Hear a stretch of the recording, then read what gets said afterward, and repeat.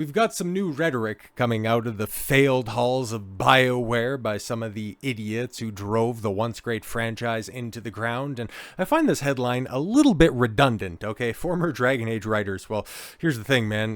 Everybody who worked on Dragon Age, okay, they're all former writers because anybody who was associated with the most recent installment in that franchise, yeah, they've been canned, so, okay, whatever. Praises Clair Obscur Expedition 33. Oh, wow, an actual video game.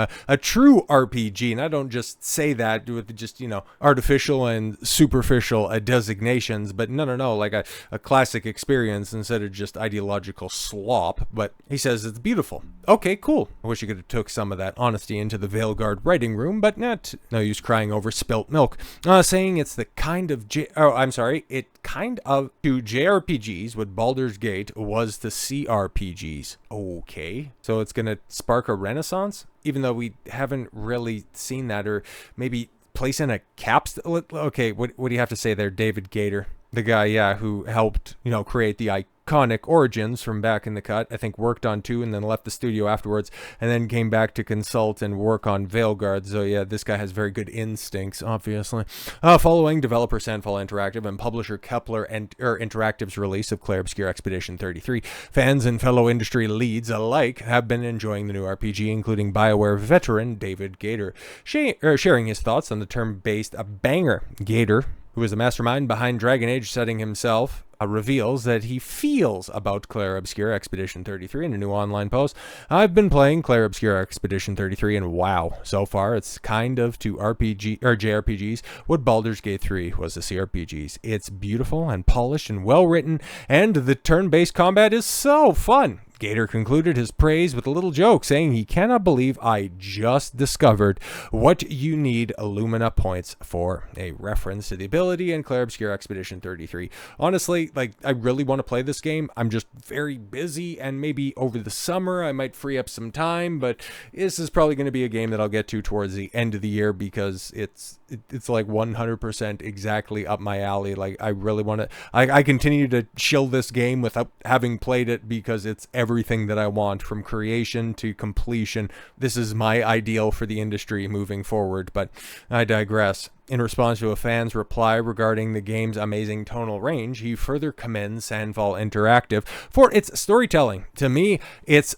that's the way you do it. In order for the lows to have meaning, you need to have the highs. Too much of either, and it would become unbearable. He would also continue to say the sales for Baldur's Gate 3 were amazing, and kind of make a lie out of, I remember when I was at EA, there was a lot of investigation into how large is an RPG audience and how large the action audience is and so forth.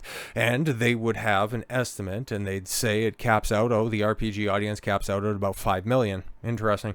But that doesn't seem to be true when the game is good. Good is very subjective, and it doesn't always add up to success. Plenty of good games are overlooked or fail to meet some arbitrary sales goals for any number of reasons, not least of which is overwhelming number of good games out there. One obvious example is EA's own recent RPG epic, Dragon Age The Veilguard, boo, which was well received by critics, and then players played it and was like, what the fuck are you guys talking about? This shit's ass, okay? But Gaider is seemingly talking about a much rarer phenomenon of games that are truly exceptional, rather than merely good. Oh shit, PC Gamer, did you guys just admit something here? I think that there's such a thing as expanding the audience, as opposed to treating the audience like a finite number of people, right?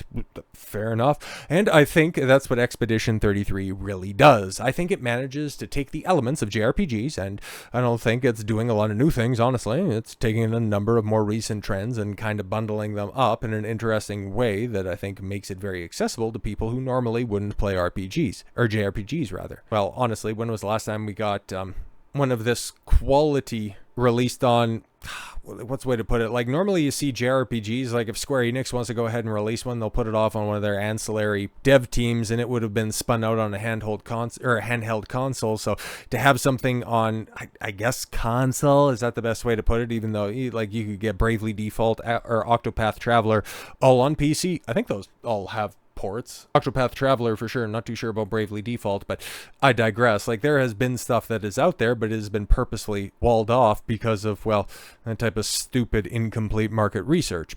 And he said the success of Clair Obscur and Baldur's Gate 3 also demonstrates what's possible when a game is given time to cook. Oh god, Baldur's Gate 3 had an extended and very front-facing early access period, while Clair Obscur's director Guillaume Broche said earlier in May that it wouldn't have taken years, that it would have taken years to get the project approved by his former company Ubisoft.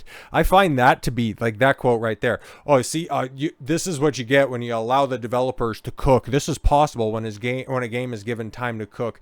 The guy who worked on and consulted for and helped craft The Veilguard, a project that was in development for the guts of 10 years. So you weren't given enough time to cook on that? Is that what you're tacitly admitting? A project and a dev team that had how many hundreds of people working on it over the course of the years? How many? Close to 1,000 people? Under 1,000 people? Over 1,000 people? What are we talking about here?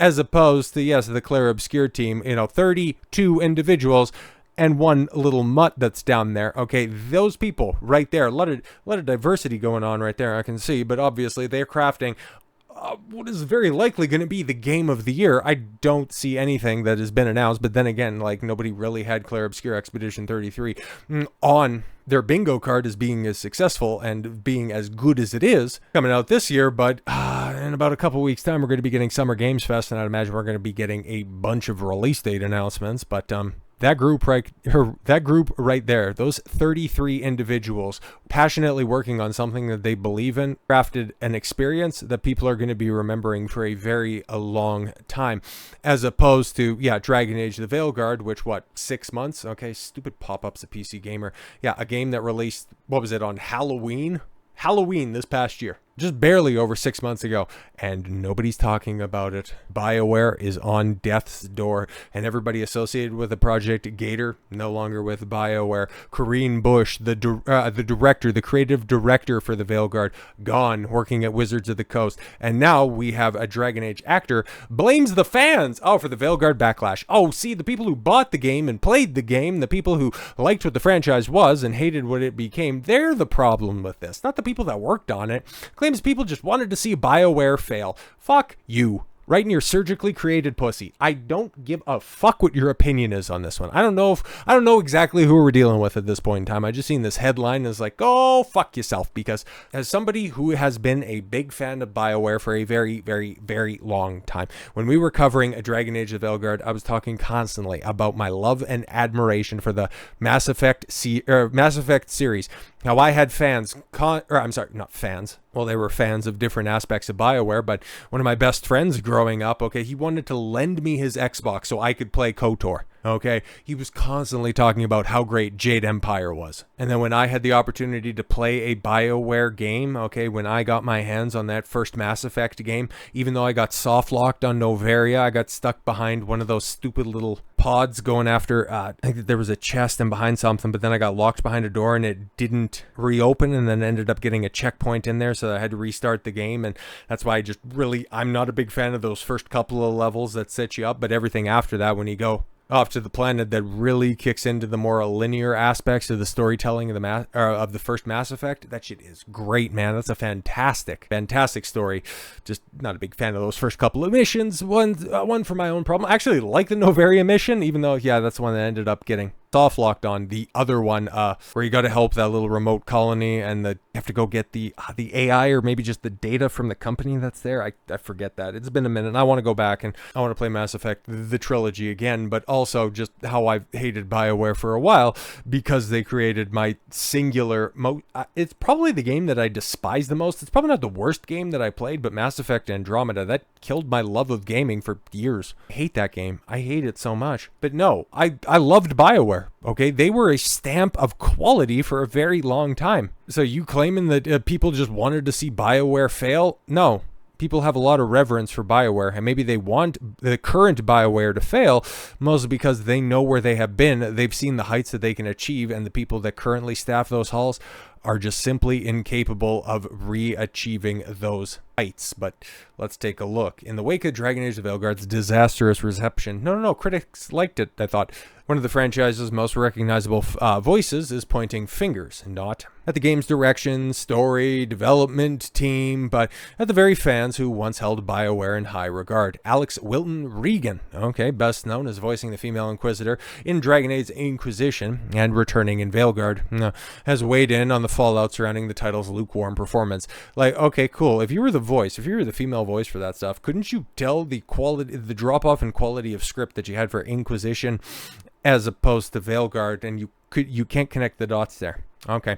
Speaking to IGN, Regan said she was absolutely devastated by the reception and claimed that the Veilguard's backlash was driven by people who just wanted to see BioWare fail. Now, that's interesting, right? I feel absolutely devastated for BioWare as a studio that they got such mixed reactions for the game. I personally thought it was a really strong game, and I thought it was just BioWare being more BioWare, according to Regan. And the backlash wasn't due to questionable creative choices or a tonal departure from past Dragon Age titles, but rather due to really bad people on the internet. I also think a lot of people kind of wanted to see it fail, or wanted to see BioWare fail, either because they just are really bad people on the internet, or of which there are unfortunately many, as we have discovered. Right, it couldn't be that they looked at this game and seen all of the pre-release material and was like, fuck is this shit? This looks like ass. I'm not going to be playing that. And then we started to get more of the dialogue, and they started to be very, very excited about the character creator, and it was like, oh shit, this is going to suck, huh?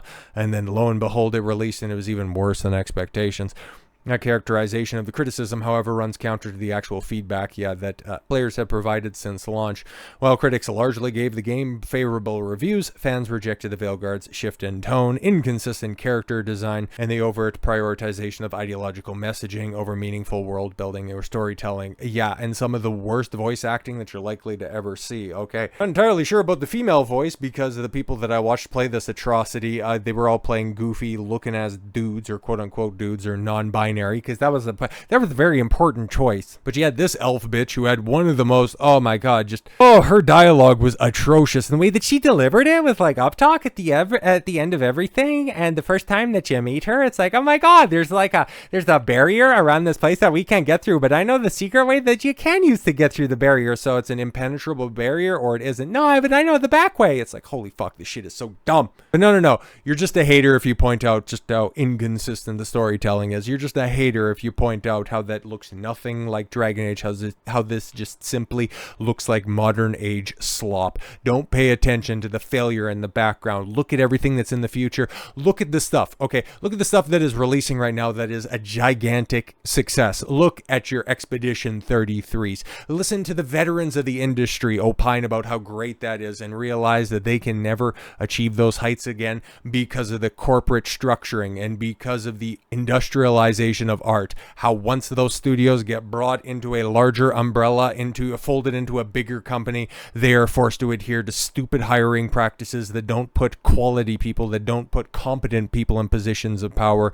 Instead, hire activists and idiots with 4- and 6-year degrees, because that satisfies their HR departments and ultimately leads to the end of an industry. When BioWare was independent, they were cranking out their best games that were there. When they got brought into the EA fold, that's when they started producing Mass Effect Andromeda, Anthem, and finally Dragon Age: The Veilguard. I have no hope for Mass Effect 5, partially that BioWare will ever produce it, or for the ultimate quality of whoever puts it out there, and I have no hope for big AAA companies. I have a lot of hope for indies, especially with what they put out this year and in last year. I think gaming can be saved, but if it comes from these idiots and you continue to give them work, you deserve the failure that you wrought upon yourself. So with all that said, thank you all very much for the gift of your time. I've been Don Consuelo. I want you to follow your gut and get after it.